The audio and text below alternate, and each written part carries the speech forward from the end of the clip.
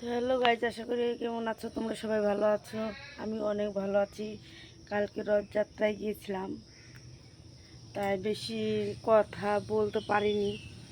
মেয়ে ক্যামেরা করেছে, ওগুলো দিয়েছি।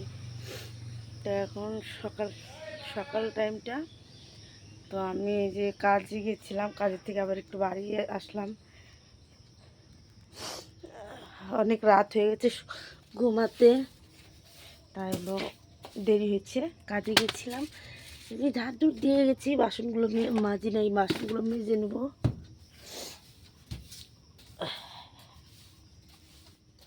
এই যে দেখো বিছনা, এই একটা বিছনা আর এই একটা ছেলের বিছনা, এগুলো এখনও উঠাই নাই, এখন উঠাবো। জামা কাপড় আছে কত, ধুবো। তো এই যে কাজে বেরোবো, আবারও যাচ্ছি, ঝাড় দিলাম। তো এই যে নাইটি নিয়ে নিলাম, নাইটিটা একদম ছাড়বো কাজ টাজ করে। এখন নন্দিনী কিভাবে ঘুমোচ্ছে ঠাকুমা বাড়িতে। নন্দিনী, এই কয়টা বাজে, স্কুল যাবি না? নন্দিনী উঠ, দেখ দেখ দেখ দেখ দেখ, এ 9টা দেখছিস, উঠ নন্দিনী। তো দেখো আমার সব রোদে, মানে তোষকগুলো, এটার তোষকগুলো আমি রোদে দিয়েছি। মুখে দেখো এই জায়গাটা ভিজা, পাটি পচে গেছে, আমার তোষকটাও ভিজে। কবে থেকে মুছতেছে, এই বৃষ্টি আমার ছাড়ে না। আর এর মধ্যে আমার ছেলেটা ইচ্ছা করে, এই যে আমার বিছনায় এই যে খুঁটির গুঁড়াতে দেখো আমার জল পড়ে, ওই যে খুঁটির গুঁড়াতে, এখানে থেকে উপর থেকে জলটা পড়ে আমার বিছনার মধ্যে পড়ে। ওই পাশেও পড়তো, তো এই পাশটা আমি আবার ওখানে টিনটা একটু ব্যাকা করে দিয়েছি, ওই যে টিনটা ব্যাকা, সেখানে ওর জন্য জলটা আর পড়ে না, কিন্তু এক জায়গায় জল পড়ে। তো আমার বাড়িঘরের অবস্থা খুব খারাপ, বাড়িঘরের অবস্থা এত খারাপ যে আমি এখন বাড়িতে ঘরে থাকার মতো আমার পরিস্থিতি নাই, তাও থাকতে হয়। কী করবো, ভগবান তো অর্থ সম্পত্তি সবই দিয়ে দিছে, মনে করো আমাদের মতো সুখী কেউ নাই। এই জন্য ভগবান আমাদের এরকম সুখ দিচ্ছে, যেন আর কিছু না চাওয়ার থাকবে। ওরা খুব সুখী, এই জন্য ভগবান আমাদেরকে চোখে দেখে না।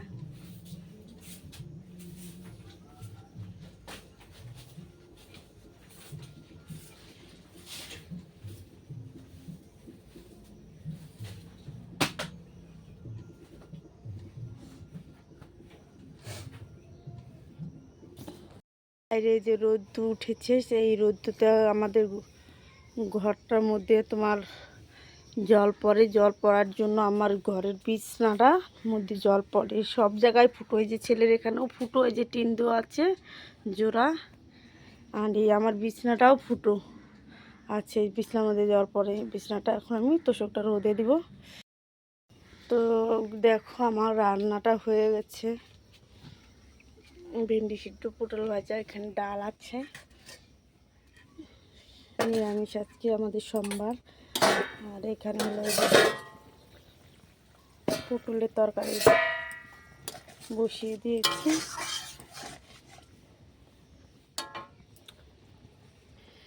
আমার মায়ের বাড়ি চলে এসেছে, আর এখানে বিছানা উঠেছে, আর আমাদের বিছানাটা উঠাবে। আর তারপরে দুয়ারটা ঝাড়টা হয়ে গেছে, বাবা টোটো নিয়ে চলে গেছে। যার কিছু দরকার নাই তার সব কিছু দেয় ভগবান। দেখো এই যে আমার ছেলে মেয়ে বই রাখে কোথায়, বই রাখারও জায়গা নেই, এই জায়গাটায় বই রাখে আমার ছেলে মেয়ে। এই যে আমার আয়না, এখানেই আমি ভিডিও বানাই। ঘরের জায়গা ওরাই, এতটুকু জায়গার মধ্যে আমি কী করে ভিডিও বানাবো? এই লাইটটাও শুন ভালো না, রাতের ক্যামেরাটা আসে না ভালো, রিলস বানাতে হলে আমাকে এর জন্য রাস্তায় যেতে হয়।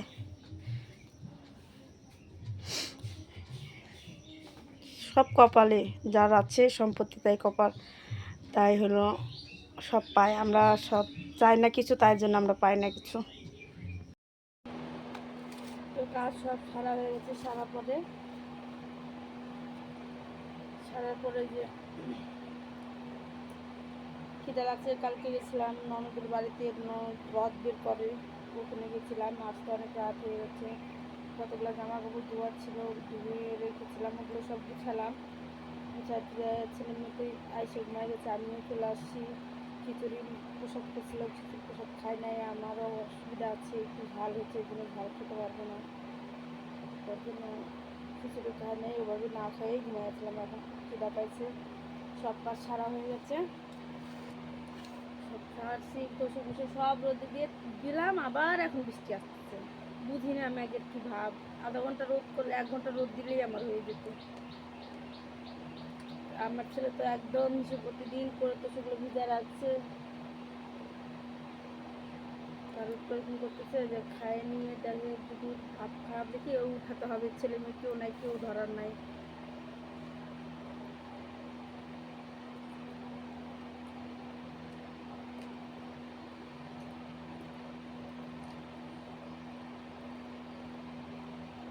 এত খিদা পাইছে রে, হ্যাঁ না, আর ভাত খেতে ইচ্ছা করছে না।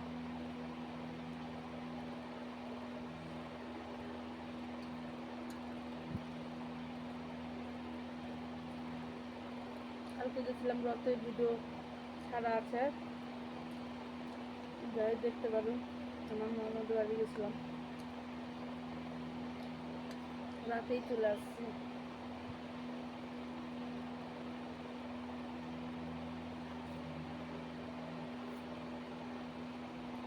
রথের দিন ভালো করে দেখো,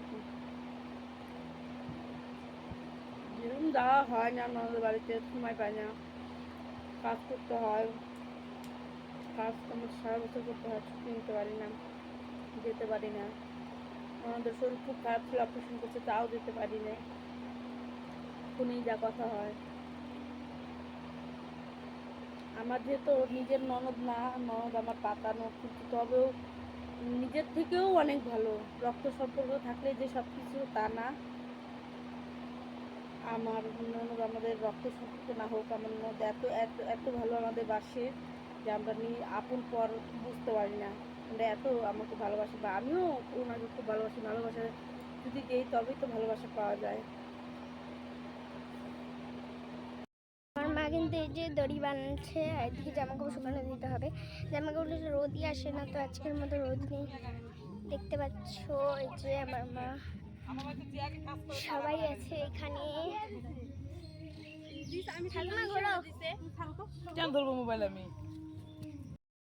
চলে এসেছি ফাইনালি, একদম কমপ্লিট, আজকের মতো কমপ্লিট করে দিয়ে এসেছি, স্নান করে নিয়েছি।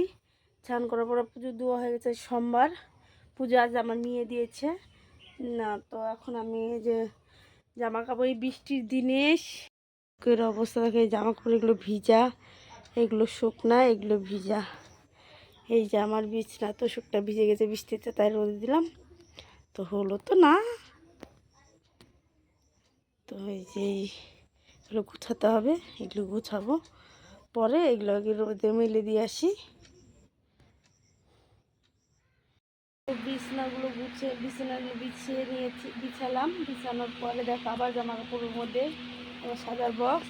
আর আমি এই যে রেডি হয়ে গেছি রিলস বানানোর জন্য। তো আমার রিলস যদি দেখতে হয়, আমার ইউটিউব আছে, মানে টিকটক ভিডিও বানাই, সেখানে যাই দেখে নিতে পারেন যে আমি রিলস বানাই, কী রিলস বানাই সেগুলো দেখতে পারবেন। তো আশা করি কেমন লাগছে আমাকে কমেন্টে জানাইও। হাই। আমার বাবা কিন্তু কাজের থেকে এখন আসলো, সেই সকালবেলা গেছে, ভাতও খাওয়া হয়নি। তো এখন আমার বাবা কিন্তু কাঁঠাল পাড়ছে, দেখতে পাচ্ছ কত বড় কাঁঠালটা, ওরে বাবা কাঁঠাল পেড়ে নিল, এটা আমার মা নিয়ে নিচ্ছে। তো এই কাঁঠালটা আমাদের খাওয়া হবে, দেখো নাচছে, ওরে বাবা আর পারতে হবে না, মই নিয়ে অত উপরে উঠেছে। তারপরে এই যে একটা কাঁঠালের অবস্থা দেখো, পরেই ফাটাস করে ভেঙে গেছে। আর এই যে আমার আবার নেমে গেল, আর এই যে এটা একদম এখানে পচেও গেছিলো যে কাঁঠালটা, পরে ফেটে গেছে, এটার দানা তো খাওয়া যাবে। আর আমার মা কিন্তু এখানে ভিডিও বানাচ্ছিল, তোমরা দেখতে পাচ্ছ। ভিডিও বানাতে পারিনি, দেখতে পাচ্ছ। তো দেখো আমার রিলস বানানো হয়ে গেছে। এখন এই যে পচা পচা না, ভালো কাঁঠাল গাছের তো পড়ে গেছে অনেক উপরে, তাই এগুলো দানা বের করব।